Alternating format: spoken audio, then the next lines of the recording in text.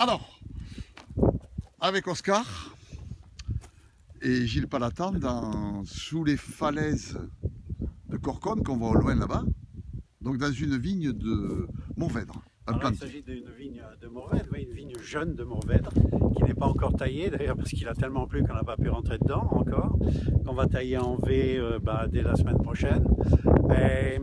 C'est une vigne qui devrait devenir assez rapidement terroir Pic Saint-Loup et qui rentre en 2014 pardon, dans notre assemblage de rosé parce que la vigne est jeune et qui rentrera ultérieurement dans notre assemblage de AOC qu'on appelle le grand classique. Très bien. Alors, puisque nous sommes dans les vignes, est-ce que tu peux me parler un peu de la culture et de ta vision de la conduite de la vigne d'une façon générale? Alors, la culture est assurée pour l'essentiel par un garçon qui s'appelle Gilles Pelletier, que j'aime beaucoup et qui est responsable de la culture ici au domaine d'Aiguebelle. On est actuellement au domaine 75% bio. Le reste est en agriculture raisonnée. C'est un bio qui n'est pas confirmé, qui n'est pas référencé. Mais bon, aujourd'hui, j'en ai vraiment pas, j'en exprime pas le besoin. J'aime pas beaucoup non plus les contraintes des ayatollahs, de ce genre d'association. Donc, mais les gens peuvent venir vérifier. C'est labouré, c'est désherbé manuellement, c'est vendangé à la main. Enfin, on essaye de faire le moins mal possible. Combien de cépages vous avez dans le domaine? Alors en rouge, on a donc Grenache, Syrah, Mourvèdre en cépage languedocien, Cabernet Sauvignon et Merlot en cépage bordelais. En blanc, nous avons Roussanne, Chardonnay, Sauvignon. On a planté aussi également un peu de Vermentino. Et les cépages que nous utilisons pour les assemblages de rosé, c'est en principe Grenache et Cinsault. Le Cinsault, on l'utilise que pour le rosé, on ne l'utilise pas pour les rouges aujourd'hui.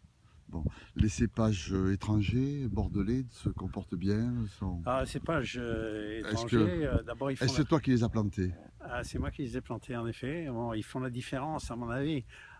Si vous voulez, ici, moi je suis entouré de gens qui font du GSM qu'on a chez Mourvèdre, souvent mais pas toujours dans l'appellation Pic Saint-Loup. Et donc, comme on est arrivé tardivement sur le marché, première vendange 2000, première mise en bouteille 2002, j'ai souhaité qu'on fasse des associations, des assemblages un peu différents. J'aime beaucoup les vins que font M. Durbach de chez Trévalon près d'Aix-en-Provence. En fait, on a voulu au départ faire une seule cuvée de rouge qui associe Syrah, Grenache, Cabernet et Merlot. Et en réalité, à la dégustation, c'est mieux d'en faire deux. Donc, on est la cuvée Lombard et la cuvée Nicole, qu'on décline depuis de manière régulière. Très bien, très bien. Donc planter davantage de blanc, c'est déjà fait? Alors les blancs, oui, on a doublé on double actuellement on double ou triple même notre encépagement de blanc. Et on va continuer à le faire encore cette année. Évidemment, il faut attendre quand même 4-5 ans avant de faire notre première récolte, mais on peut faire des bons blancs avec des vignes jeunes, ce qui n'est pas tout à fait vrai pour les rouges. D'accord. Le climat de Brouzé-les-Quissac, d'Aiguebelle, a quelque chose de particulier?